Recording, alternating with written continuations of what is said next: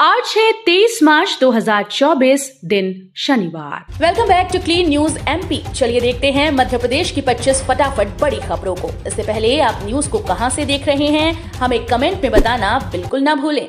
साथ ही हमारे Facebook page को भी फॉलो करें। फेसबुक पेज का लिंक डिस्क्रिप्शन में दिया गया है। आचार संहिता में 5,000 करोड़ रुपए का कर्ज लेगी मोहन सरकार। अब तक लिया है इतना लोन। लोकसभा चुनाव की आचार संहिता में मध्य प्रदेश सरकार 5,000 करोड़ रुपए का नया कर्ज लेगी। राज्य सरकार रिजर्व बैंक के मुंबई कार्यालय के माध्यम से 26 मार्च को 3 हिस्सों में कुल 5,000 करोड़ रुपए का कर्ज बाजार से लेगी। पहला कर्ज 20 साल के लिए 2,000 करोड़ रुपए का होगा। इसी तरह 2,000 करोड़ का दूसरा कर्ज 21 साल के लिए और 1,000 करोड़ रुपए का तीसरा कर्ज लिया जाएगा जो 22 साल में चुकाया जाएगा। Police special train Itarsi Jabalpur Katni से गुजरेगी। रेल प्रशासन के द्वारा त्योहारी सीजन में होली पर्व पर अतिरिक्त यात्री यातायात को क्लियर करने के उद्देश्य से गाड़ी संख्या 09403/09404 अहमदाबाद दानापुर अहमदाबाद के माध्यम एक ट्रिप साप्ताहिक स्पेशल ट्रेन चलाने का निर्णय लिया गया है। ये गाड़ी पमरे के इटारसी जबलपुर कटनी सतना स्टेशन से होकर गंतव्य को जाएगी। मध्य प्रदेश के 52 जिलों में ईवीएम का प्रथम रैंडमाइजेशन पूरा। लोकसभा निर्वाचन 2024 के संदर्भ में मध्य प्रदेश के 52 जिलों में प्रथम रैंडमाइजेशन पूरा हो गया है। 18 जिलों में ईवीएम की प्रथम रैंडमाइजेशन प्रक्रिया शुक्रवार को संपन्न हुई। इससे पूर्व एक दिन पहले 34 जिलों में रैंडमाइजेशन की प्रक्रिया पूर्ण की गई थी। मुख्य निर्वाचन पदाधिकारी अनुपम राजन ने बताया कि ईवीएम रैंडमाइजेशन की प्रक्रिया मान्यता प्राप्त राष्ट्रीय राजनीतिक दलों के अधिकृत प्रतिनिधियों और कलेक्टर और जिला निर्वाचन अधिकारियों की अधिकृत उपस्थिति में हुई। जबलपुर डुमना एयरपोर्ट की नई टर्मिनल बिल्डिंग का शुभारंभ, वाटर कैनन से फ्लाइट का स्वागत। जबलपुर डुमना एयरपोर्ट की नई टर्मिनल बिल्डिंग का शुभारंभ हो गया। नए टर्मिनल के शुभारंभ के मौके पर जहां वाटर कैनन से पानी की बौछार कर फ्लाइट का स्वागत किया गया। इस दौरान एयरपोर्ट के स्टाफ ने यात्रियों का फूल देकर स्वागत किया। गौरतलब है कि 14 मार्च को प्रधानमंत्री नरेंद्र मोदी ने नई टर्मिनल बिल्डिंग का लोकार्पण किया था।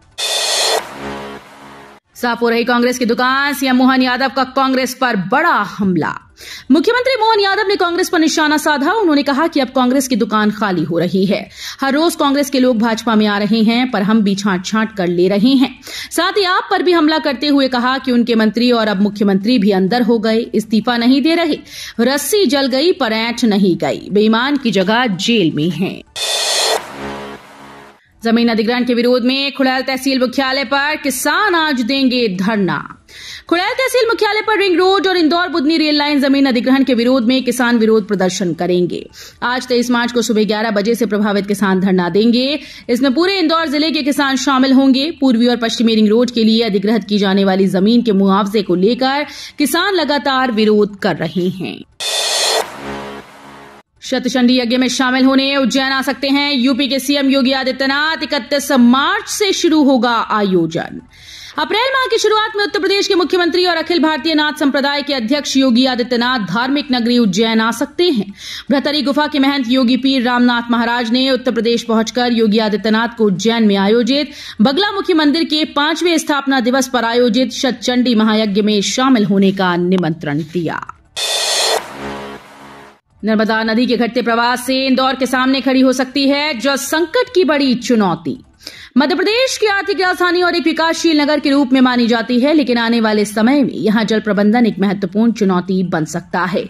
दरअसल इंदौर पूरा नर्मदा नदी पर ही निर्भर है और वही नदी में हो रही पानी की कमी के कारण यहां की जल संभावनाओं में खतरा बढ़ रहा है। क्यूआर कोड से बुक कर सकेंगे रेलवे का टिकट। डिजिटल इंडिया मिशन के तहत रेलवे भी कैशलेस की ओर तेजी से बढ़ता जा रहा है। अब रेलवे स्टेशन में सामान्य और रिजर्वेशन टिकट के लिए काउंटर पर क्यूआर कोड लगने वाला है। ये सुविधा जबलपुर मंडल सहित देश के 68 रेल मंडलों में मुहैया होने जा रही है। इस दौरान यात्री यूपीआई के जरिए भुगतान कर टिकट्स को बुक कर सकेंगे। धार के भोजशाला में सर्वे होने तक पर्यटकों के प्रवेश पर रोक। धार के ऐतिहासिक भोजशाला में अब 23 मार्च से लेकर सर्वे पूर्ण होने पर या आगामी आदेश तक साधारण लोगों और पर्यटकों के प्रवेश पर प्रतिबंध लगा दिया गया है। भारतीय पुरातत्व सर्वेक्षण विभाग के अधीक्षक मनोज कुमार कर्मी ने एक आदेश जारी किया गया। इसमें सूचित किया कि उच्च न्यायालय द्वारा जो आदेश दिया गया है उसके तहत केंद्रीय सुरक्षित स्मारक भोजशाला में वैज्ञानिक प्रणाली से सर्वेक्षण, उत्खनन और अन्य कार्य होना है। केजरीवाल की गिरफ्तारी पर कमलनाथ का केंद्र सरकार पर हमला। अरविंद केजरीवाल की गिरफ्तारी पर एमपी के पूर्व सीएम कमलनाथ ने केंद्र सरकार की निंदा की। उन्होंने एक्स पर पोस्ट लिखा, इस समय विपक्षी दलों को एकता की आवश्यकता है। वर्तमान सत्ताधारी दल के इरादे एकदम स्पष्ट हैं। वो चुनाव में विपक्ष से लड़ना नहीं बल्कि विपक्ष को समाप्त कर देना चाहता है। राजनीतिक कार्यकर्ताओं और नेताओं को डराना, धमकाना, तोड़ना, गिरफ्तार करना और जेल भेजना इसी कुचक्र का हिस्सा है। सीएम मोहन यादव ने कसा, केजरीवाल पर तंज। शराब घोटाले से जुड़े मनी लॉन्ड्रिंग मामले में अरविंद केजरीवाल को गिरफ्तार किए जाने पर सियासत शुरू हो गई। बीजेपी नेताओं ने ईडी की कार्रवाई को सही बताया। इस मामले पर बोलते हुए सीएम मोहन यादव ने केजरीवाल पर तंज कसा। सीएम यादव ने कहा कि दुर्भाग्यपूर्ण है कि एक मुख्यमंत्री के रूप में वो जेल जा रहे हैं। पद का इतना लालच अरविंद केजरीवाल को शोभा नहीं देता। उन्हें सीएम के पद से इस्तीफा दे देना चाहिए। पूर्व मुख्यमंत्री दिग्विजय सिंह ने कहा, ये इलेक्शन मेरे बस का नहीं। पूर्व मुख्यमंत्री व राज्यसभा सांसद दिग्विजय सिंह ने लोकसभा चुनाव लड़ने की बात पर कहा कि मुझे बताया गया है कि चुनाव लड़ना है, पार्टी का आदेश मानना पड़ता है। वहीं कार्यकर्ताओं को संबोधित करते हुए कहा कि ये इलेक्शन दिग्विजय के बस का नहीं है। ये चुनाव नौजवानों को लड़ना है। गांव, मोहल्ले, कस्बे में आपको चुनाव लड़ना है। मैं अपना पत्र आपको लिखकर दे दूंगा। हर घर तक मेरा पत्र, मेरी बात पहुंचनी चाहिए। इंदौर में रंगपंचमी पर गेर निकलने के 1 घंटे बाद चकाचक हो जाएंगी सड़कें। 30 मार्च को रंगपंचमी के मौके पर इंदौर में निकलने वाली परंपरागत गेर समाप्त होने के 1 घंटे बाद ही गेर मार्ग की सड़क चकाचक हो जाएगी। नगर निगम का अमला गेर समाप्त होते ही सफाई अभियान में जुट जाएगा। इंदौर निगमायुक्त शिवम वर्मा ने शुक्रवार को गेर मार्ग का दौरा किया। धार में पलायन बड़ी चुनौती, मतदान प्रतिशत बढ़ाने के लिए आदिवासी रंग में रंगे अधिकारी। धार जिले में लोकतंत्र के त्योहार के प्रति मतदाताओं में आस्था बढ़ी है, परंतु जिले में मजदूर वर्ग का पलायन कहीं न कहीं आज भी चिंता का विषय बना हुआ है।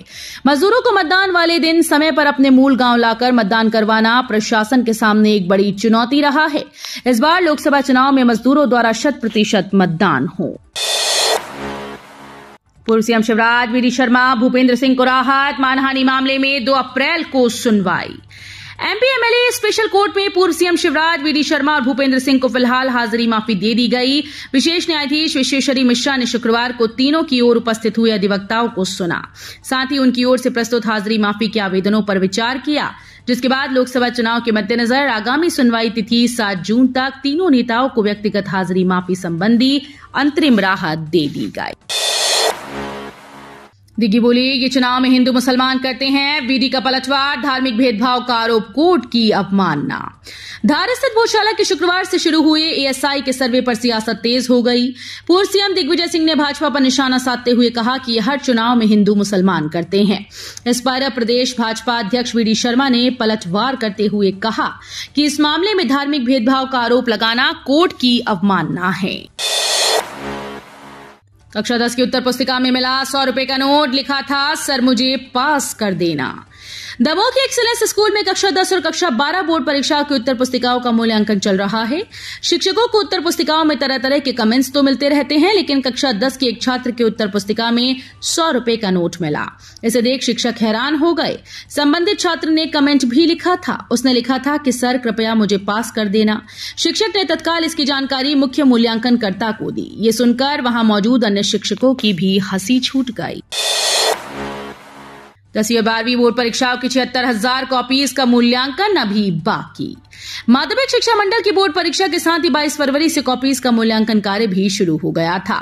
इस मूल्यांकन कार्य को 22 मार्च तक पूरा करने का लक्ष्य रखा गया था, लेकिन अब तक करीब 76,000 कॉपीज का मूल्यांकन कार्य होना शेष है। अधिकारियों ने बताया कि मूल्यांकन कार्य 28 मार्च तक पूर्ण कर लिया जाएगा। जमानत के बदले में 10-10 पौधे लगाएंगे, रखरखाव भी करेंगे। हाईकोर्ट के ग्वालियर खंडपीठ के जस्टिस आनंद पाठक ने बजाज एप्लायंसेस की C&F देने के नाम पर लाखों रुपए ऐंठने के मामले में आरोपित अरुण और गजेंद्र को सशर्त जमानत दे दी।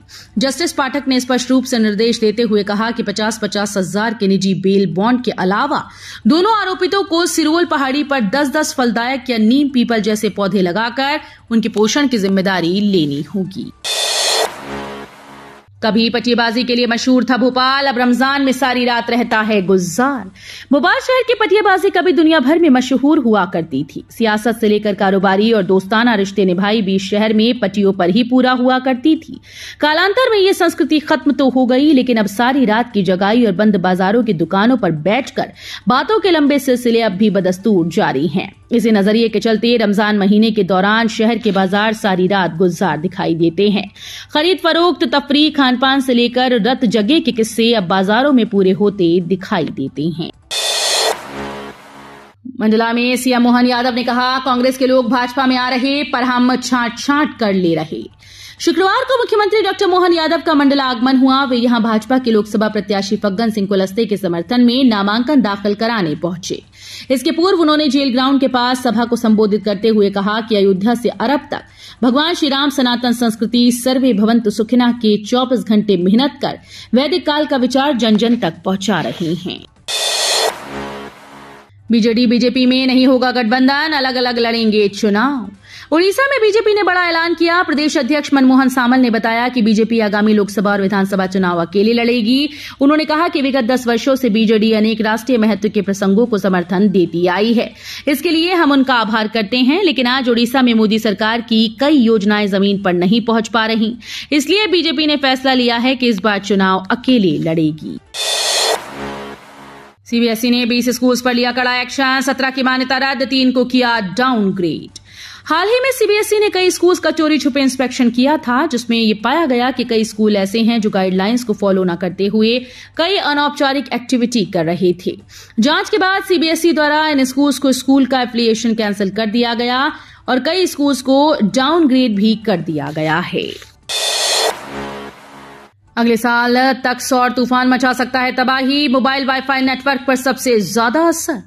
डिश एंटीना रह रहकर नेटवर्क छोड़ दे रहा है। जानकर हैरत होगी कि इसका कारण सर्विस प्रोवाइडर की खराबी नहीं, बल्कि सूरज की सतह पर बड़ी हलचल है।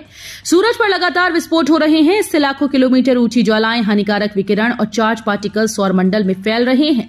बीएचयू के सौर वैज्ञानिकों का कहना है कि 2025 में यह अपने उच्चतम बिंदु पर होगा और दुनिया में तबाही मचा सकता है।